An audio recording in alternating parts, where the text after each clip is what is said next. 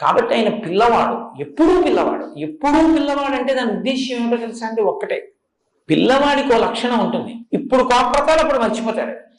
అలా భక్తుల మీద కోపమే పెట్టుకోకుండా చేసిన దోషానికి శిక్షించి మళ్ళీ వెంటనే అనుగ్రహించే స్వరూపం ఏదుందో, అందుకే మీకు వినాయకుడిలో ఉన్న గొప్పతనం ఏమిటో తెలుసా అండి?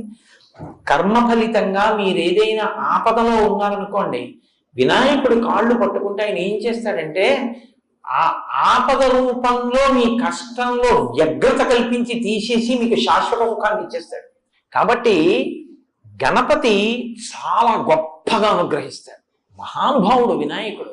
వికటో, ఆయన చేసే పనులు హాస్యస్ఫోరకంగా ఉంటాయి, కానీ ఆయన చాలా బాగా అనుగ్రహించేటటువంటి స్వరూపం ఉన్నవాడు. ఆయన చేసే పనులు ఏమిట్రా ఇలాగా అనిపిస్తుంది, కానీ